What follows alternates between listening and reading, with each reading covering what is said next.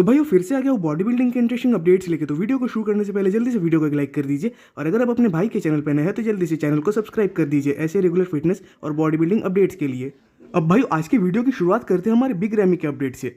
हालांकि अगर big ramie Arnold classic में कम्पीट करते तो इस अपडेट को हम उनका 9 वीक्स आउट का फिजिक अपडेट तो कह ही सकते थे, बट मुझे जितना पता है कि फिलहाल बिग रैमी शायद सऊदी अरबिया में है एंड ये वीडियो वही के द पावर जिम का है। बट जिस चीज़ के लिए बिग रैमी कहलाए जाते हैं, मतलब उनके साइज उनके मास के लिए, वो चीज़ उनके फिजिक में तो देखने मिली ही। इवन रैमी सही में बहुत बड़े, इवन फुलर भी दिख रहे थे। हालांकि वीडियो क्वालिटी उतनी क्लियर तो नहीं है, स्टिल इस वीडियो में आप उनके फिजिक में कोई ज्यादा मेजर फ्लॉज भी नोटिस नहीं कर पाओगे। इवन इनका बॉडी फैट भी एक लो परसेंटेज में ही दिखेगा आप सबको। अब बात करें इनके मोस्ट मस्कुलर पोज की, तो ये पोज सही में उनका इनॉर्मस लग रहा है, जिसमें उनके वाइड शोल्डर्स, पॉप चेस्ट और बिगर आर्म्स एक अलग ही इल्यूशन क्रिएट कर रहे हैं। हालांकि ये पार्ट्स एक टाइम में सही में इनके काफी ज्यादा ओवर पावर्ड बॉडी पार्ट्स हुआ करते थे, बट लास्ट आर्नोल्ड क्लासिक और उसके पहले वाले ओलंपिया से इनके इन एरियाज में एक थोड़ा ही सही पर डाउनफॉल तो देखने मिला ही है। तो भाई क्वेश्चन यहाँ ये उठता है कि क्या बिग रैमी को आर्नोल्ड क्लासिक ओहायो या यूके में कम्पीट करना चाहिए, या फिर उनको ओलंपिया तक अपने फिजिक को और टाइम देना चाहिए। वैसे एक बात तो है कि उनका जो ट्राइसेप बीच में गायब होता जा रहा था, वो अब कहीं ना कहीं एक रिकवर वे में दिख रहा है। इवन अभी भी पर्सनली मुझे इनके फिजिक में इतना पोटेंशियल दिखता है कि ये नो डाउट आर्नोल्ड क्लासिक के लाइनअप में टॉप प्लेसिंग्स में आ सकते हैं, और अगर अपने बेस्ट पे आ गए तब तो नो डाउट वो इस शो को भी जीत सकते हैं। हालांकि रैमी हार्डी से बीट हुए थे ओलंपिया में। इवन लास्ट आर्नोल्ड क्लासिक में रैमी एंड्रयू जैक्ट, सैमसन दादा और निक वॉकर इनसे भी बीट हुए थे, बट स्टिल मुझे कहीं ना कहीं रैमी के पोटेंशियल में एक बिलीफ है कि ये अगर अपने फुल पोटेंशियल पे आए तो डेफिनेटली ये इन बॉडी बिल्डर्स को चैलेंज करने का पोटेंशियल रखते हैं। क्योंकि आज से बस 2 साल पहले की ही बात है कि रैमी टॉप में बैठे हुए थे और वो इन सारे बाकी बॉडी बिल्डर्स को बीट कर रहे थे। तो देखने जाए तो अभी भी अगर बिग रैमी आर्नोल्ड क्लासिक में जंप इन करते हैं तो डेफिनेटली वो अभी भी पूरे लाइनअप में एक फेयर का माहौल क्रिएट कर सकते हैं। बाकी मुझे जितना लगता है कि फिलहाल इनके मन में ओलंपिया की रिगार्डिंग ही एम्स बने हुए हैं एंड शायद अब हम उनको ओलंपिया स्टेज पे ही देख पाए। अब भाई वो बात करते हैं क्रिस बमशेट के रिगार्डिंग। हालांकि क्रिस तो अब फिर से जिम में यानी अपने वर्कआउट शेड्यूल में वापस आ गए हैं, और जो रेस्ट उन्होंने हाल ही में यानी बीच में लिया था वो था उनके हेयर ट्रांसप्लांट के लिए। हालांकि क्रिस हर साल ओलंपिया के बाद एक ऑफ सीजन तो जरूर लेते हैं जिसमें कि वो अपने माइंड, अपनी बॉडी को रिलैक्स कर पाए, बट इतने दिनों तक ट्रेनिंग ना करने के बावजूद क्रिस की फिजिक आपको कहीं से कहीं तक डाउनसाइज नहीं दिखने वाली, जिसका कि एक मेजर रीज़न ये है कि वो अपने डाइट को प्रॉपरली फॉलो कर रहे थे। एंड फिलहाल तो इनके एक्सप्रेशंस को देखकर नहीं लगता कि ये इस साल भी अपना रिटायरमेंट अनाउंस करने वाले हैं, बट मुझे ये भी नहीं लगता कि क्रिस अब एक लंबे टाइम तक कम्पीट करने वाले हैं, क्योंकि इनके फिजिक के तरफ से इनको लगातार सिग्नल्स तो मिल ही रहे हैं वेरियस इंजरीज के थ्रू। जहाँ की 2022 में इनका बाइसेप टियर हो गया था, लास्ट ईयर इनके बैक में इंजरी आ गई थी, और वही इनके करंट के सबसे बड़े राइवल रेमन डिनो वो इंजरी तो छोड़ ही दो, बल्कि हर साल एक इम्प्रूव फिजिक को लेकर आ रहे हैं। इवन इस साल भी रेमन ने अपने और क्रिस के बीच गैप को काफी कम कर दिया था स्टेज पे। तो रेमन के फिलहाल तो ना ही कोई इंजरीज दिखते हैं, ना ही वो किसी रीजन से स्लो डाउन हो रहे हैं। वहीं दूसरे तरफ क्रिस के तरफ से और एक चीज देखने मिल गई कि उनका जो नी है वो कुछ अलग ही तरीके से साउंड कर रही है, जो कि पता नहीं कि आगे जाके इनके साथ कोई प्रॉब्लम क्रिएट कर भी सकता है या नहीं। और इन इंजरीज के साथ साथ अब क्रिस फादर भी बनने वाले हैं, तो पता नहीं इतने ऑब्स्टिकल्स के बावजूद क्रिस इस साल ओलंपिया में अपना बेस्ट लेकर आ पाएंगे भी या नहीं। अब भाई अगले अपडेट की ओर बढ़ने से पहले आप सबसे मेरा एक रिक्वेस्ट है कि अगर आप सबको मेरा ये रेगुलर कंटेंट अच्छा लगता है तो जिससे कि आपके भाई को सपोर्ट मिल सके, तो प्लीज़ इस चैनल को एक सब्सक्राइब कर दीजिएगा।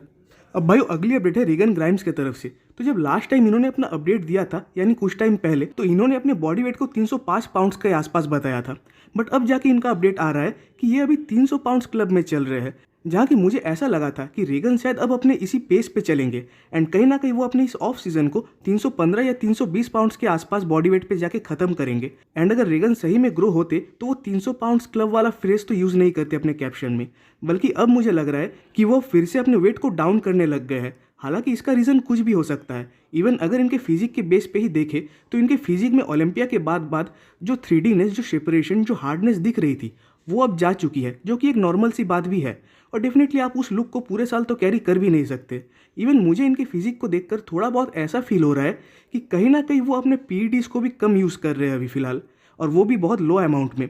तो भाई इसका जो रीज़न मुझे समझ आ रहा है कि रेगन शायद अब एक हेल्थ फेज में जाने वाले हैं एंड शायद उसके बाद वो अपने कंपटीशन प्रेप को शुरू करने वाले हैं, और उसी टाइम वो फिर अपने ब्लास्टिंग को शुरू भी करेंगे। बाकी अगर मैं अपना पर्सनल ओपिनियन दूं तो मेरे ख्याल से रेगन को कम से कम 320 पाउंड्स तक तो जाना ही चाहिए था, जिससे कि नेक्स्ट टाइम वो स्टेज पर एक बिगर और मासिव लुक के साथ आ पाते एंड सही में एक मास मॉन्स्टर कहलाते। अब भाई वो बात करते हैं हॉर्स एमडी के रिगार्डिंग। तो अगेन इनका एक बैक लेट स्प्लिट पोज का अपडेट आया हुआ है, जिसमें कि इनका बैक नो डाउट काफ़ी बढ़िया कंडीशनिंग में दिख रहा है, इवन लास्ट अपडेट में भी दिख रहा था। हालांकि इस कंडीशनिंग को आप स्टेज कंडीशनिंग तो नहीं कह सकते एंड डेफिनेटली स्टेज टाइम तक वो और भी इंप्रूवमेंट्स करने वाले हैं, जिसमें इनके शोल्डर्स की विड्थ तो बढ़िया आ ही रही है, साथ ही साथ अब इनके ग्लूट्स थोड़े बहुत शेडेड भी दिख रहे हैं, इवन हैमस्ट्रिंग्स भी थोड़े बहुत अच्छे दिख ही रहे हैं। तो जैसा कि मैंने लास्ट टाइम भी कहा था कि आई थिंक शायद हॉर्स एमडी इस बार एक बेटर बैक के साथ ही स्टेज पर आएंगे। अब भाई वो बात करते हैं बेहरूस तबानी के रिगार्डिंग, तो अब इनके तरफ से भी इनका एक फिजिक अपडेट आया हुआ है। वैसे इनका लास्ट शो था रोमानिया प्रो, जिसमें सही में इन्होंने सैमसन दादा को काफ़ी बढ़िया पुश दिया था। इवन सैमसन अगर कम्पीट ना करते तो बेहरूस अभी तक तो ओलंपिया में क्वालिफाई भी हो जाते। इवन मुझे बिलीव था कि अगर बेहरूस इस साल ओलंपिया में भी कम्पीट करते तो वो बड़ी आसानी से टॉप 8 प्लेस को क्रैक कर देते। अब वीज़ा इशूज़ के चक्कर में ये प्राग प्रो में भी कम्पीट नहीं कर पाए, वरना हमें और एक बढ़िया कंपटीशन देखने मिलता इनके बीच, क्रिजो के बीच और नेक्जिला के बीच। इवन मिलोस ने यह भी कहा था कि बेहरूस की कंडीशनिंग रोमानिया प्रो के स्टेज में सैमसन से कुछ मामलों में बेटर थी, बट अगेन सैमसन की फिजिक्स ज़्यादा कंप्लीट थी। तो बेहरूस ग्रेजुअली जैसे इंप्रूवमेंट्स कर रहे हैं, नो डाउट आने वाले टाइम में ये बॉडी बिल्डिंग इंडस्ट्री में काफ़ी आगे जाएंगे।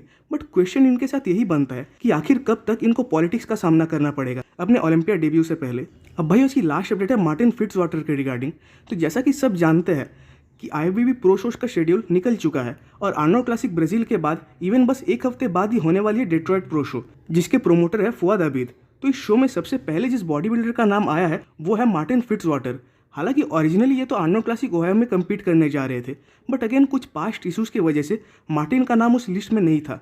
वैसे करेंटली इंडस्ट्री में फुआद आबिद भी एक जाने माने हस्ती है और डेफिनेटली वो भी अपने पहले प्रो शो के लाइनअप को चाहेंगे ज़्यादा से ज़्यादा कम्पिटिटिव बनाना। हालांकि सैमसन दादा भी इनके कंपनी से ही स्पॉन्सर्ड है एंड अगर सैमसन भी उस रिगार्डिंग इस शो में कम्पीट करेंगे तो इस शो की हाइप और भी ज़्यादा बढ़ जाएगी। बट आई थिंक कि शायद सैमसन कम्पीट ना करे, बल्कि उसके जगह गेस्ट पोजिंग्स कर सकते हैं। इवन सैमसन का ओलंपिया से पहले जो लास्ट शो होगा वो होगा आर्नोल्ड क्लासिक यूके, एंड इस शो और आर्नोल्ड क्लासिक यूके के बीच करीब 1 महीने का गैप है।